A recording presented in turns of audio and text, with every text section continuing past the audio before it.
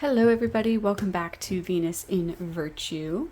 Today I wanted to hop on here and do a VR. Since I've been away the past couple months, I have missed out on a ton of great VRs, but I want to try to catch up if I can. The one that I wanted to do today was 13 Real Tarot Questions by Mary Grace. So I will leave her video down below. And yeah, I'm really excited. This is something that I'm still sort of processing my thoughts on, so I might be a little rambly, and I apologize in advance for that if it is not the most coherent video you've ever seen in your life, but thank you for joining me on this adventure. So there are 13 questions here relating to my tarot practice. So feel free to grab yourselves a drink, grab a snack, and let's just get started. While I go through the questions and sort of process my thoughts, I will flip through some decks that are just on my table. First, let's do this, guys. This is my smithweight centennial. Question number 1. What is tarot to you? And this, I feel like, is such a great question, but it's also a very difficult question. Tarot for me is a tool. At the end of the day, it is a tool, and tools can be used for many different things. So maybe it's actually a toolbox with a bunch of different tools inside. That's what I'll say. It's my toolbox. In Mary Grace's video, she mentions it is a compass, it is a mirror, and I absolutely agree with those associations as well. But for the sake of not being repetitive or anything, I will say it is a toolbox, and inside it is chock full of different tools that I can use for prediction. I can use it for growth. I can use it for shadow work. I can use it for guidance. There's so many things that I can use the tarot for. So I'm going to say a toolbox. Question number 2. Do you read for yourself or for others? Yes, I read mostly for myself. I would say probably 98% of the time I'm doing a reading for myself. But I do read for others that are close to me. I have done readings for my partner. I have done readings for friends. I've done readings for the collective as well. Like I do occasionally do like week ahead pick a card readings on my Instagram, and I really love doing those too. So maybe let's drop it down to like 97%. So I do both, but mostly for myself. Question number 3. With what frequency do you read for yourself? This changes a lot. When I am reading tarot regularly, I would say probably average I read weekly or a couple times a week. Sometimes I do read daily for stretches of time. Sometimes I don't pick up the cards for 6 months. It fluctuates greatly with my mood, my mental health, if I am needing a lot of extra guidance during that time. But I'd say overall, like the chunk of my readings I do probably weekly. And when I am reading weekly or a few times a week, that's when I feel the most content with my practice. Sometimes if I am reading daily, I feel like they get a little stagnant. So I have to let a couple days go by and come back to the cards when I feel called to. Question 4. What types of readings do you do? Kind of mentioned it a little bit before, but I do all sorts. I do shadow work readings for myself. I do spell work. I've done new job spells for myself. I have done pick a card readings for the general collective. I do like Path A, Path B readings for friends. Those are like usually when friends ask for a tarot reading, they're asking for should I do A or should I do B? So I like to do 3 card readings. So like this is Path A, like card 1, card 2, card 3, and then Path B. This is what will happen if you choose this path, and then I would do a reading this way. So That's probably the most common that I do for others. For myself, I do a lot of 2-card or 3-card readings. If I'm doing them daily, I find that I do a lot of like mini readings. But I do still try to have like a theme for my 2-card readings. I do within, without. I do inhale, exhale, do well, do better, things like that. So all sorts, but hopefully that gave you a little bit of insight onto some of the readings I do. And I don't share all the readings that I do on my Instagram. I do keep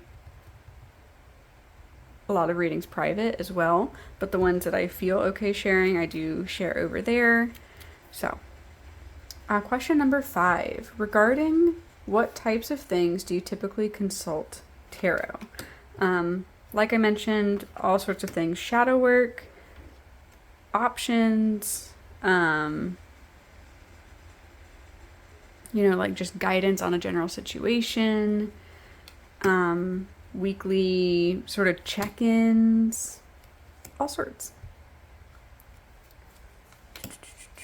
Question number 6. How would you classify yourself as a reader? Do you go off of like the book meanings, off of your life experience? Are you a figurative reader, a literal reader, etc.? I would say I'm a combination of learned knowledge plus intuition.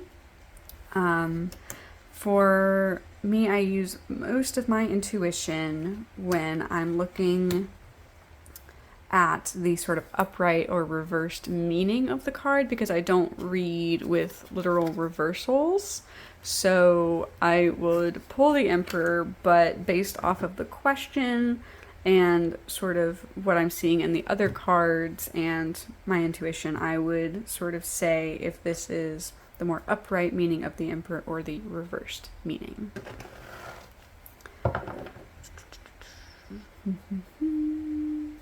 Let's do this one. Where was I? Okay. Question number 7. What types of questions do you ask the tarot?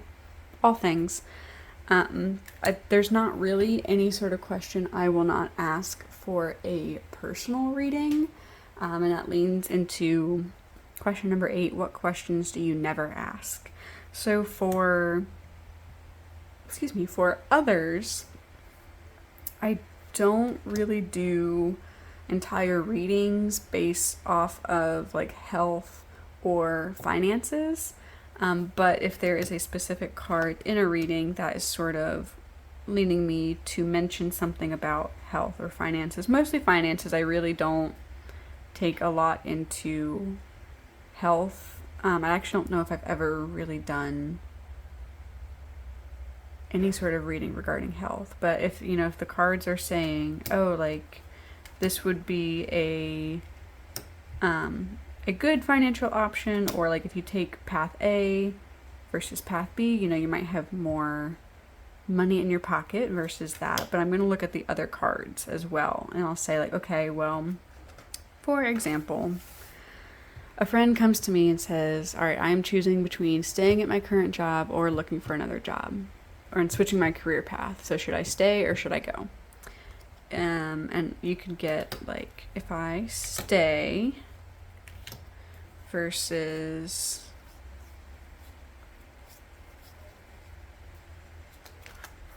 if I go.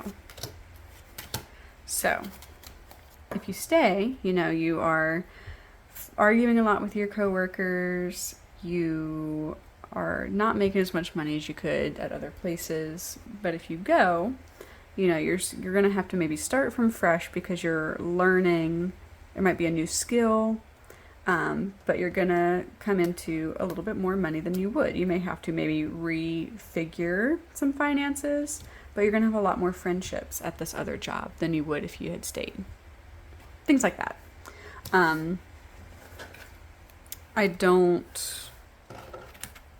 Like I said, I don't really do readings for others a whole bunch, but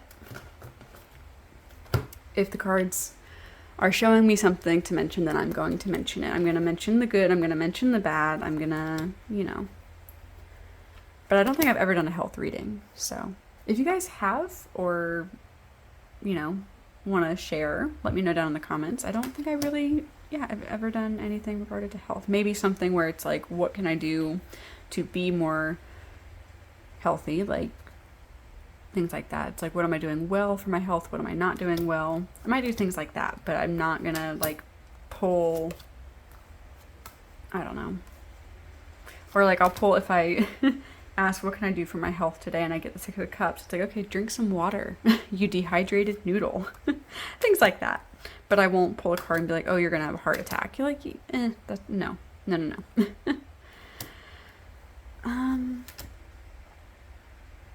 Yeah, there's not really many questions I don't ask, especially for myself. And I really enjoy crafting and creating tarot spreads.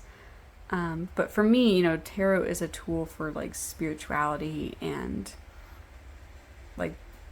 the mundane. So it is both.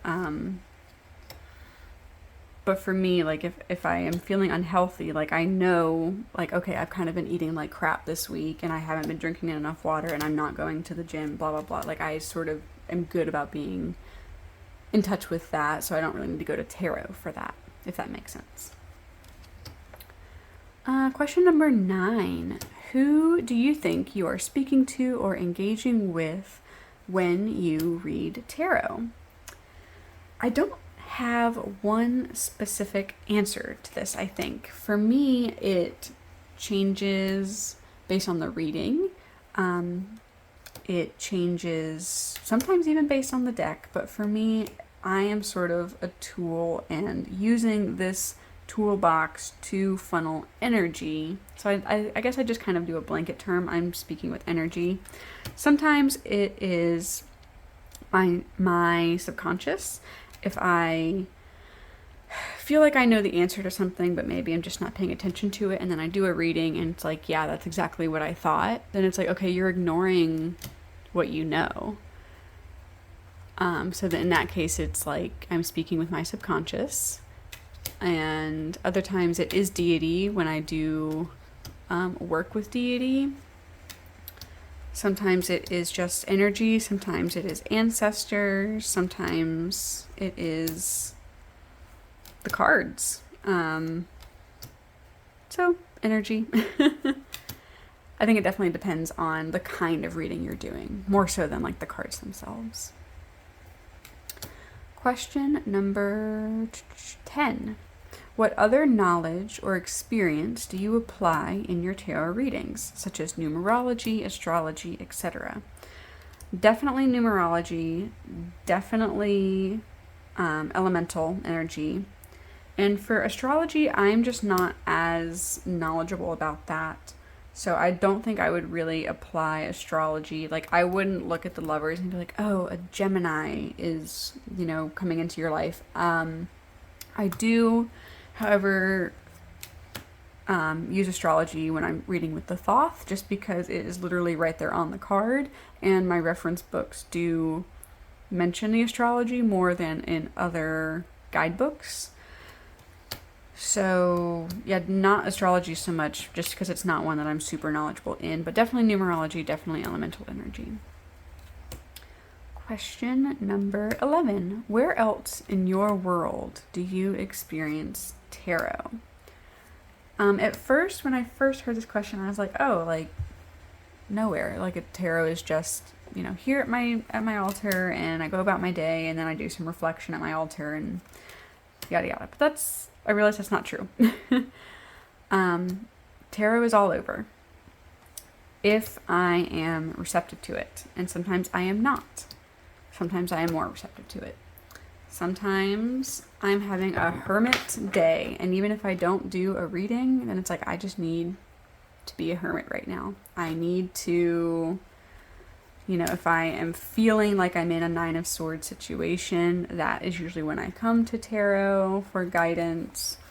Definitely, because the images in these cards are meant to reflect our experiences and the people we meet and the things we do and things others do to us and where we are in the wheel, because the wheel just keeps on turning, and it's a matter of if we are along for the ride or if we're resisting or if we are taking charge. So it's all over. You just have to be receptive to it. Flip my page. Okay, question number 12. Got 2 more. Have you experienced tarot correctly predicting the future? How did you feel when it came to pass? Absolutely. And it's usually when I don't think it's predicting the future and then it does. Those are the times that it sticks with me the most. And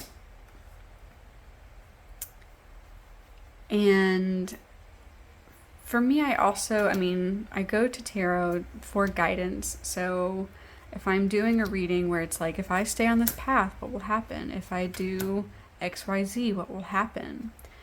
And not all of the times am I like, oh yes, the tarot was correct. Sometimes it is correct and it just sort of passes. Other times it is correct and I'm like, whoa, that, it really warned me that this would happen. Or like I didn't listen and yeah, it was right. There have been instances where the tarot predicts panic attacks, where it predicts car trouble. Those are the 2 instances that, like, since my tarot journey started, that have really stuck with me. And so now it's more of a, whenever I see that card in the deck that I used, I have that association with the card. So it's also this learned, the experiential knowledge that is just building and expanding on my associations with the cards. So sometimes it's really striking. Other times it's not. Sometimes it's just another day and the tarot is right. And our last question, if you are a witch or magical practitioner, where else does tarot fit into your practice? I definitely have certain decks that help with certain things in my practice. If I'm doing spell work, I will pull the Ace of Pentacles. If I'm like for a new job spell that I've done, I will do that.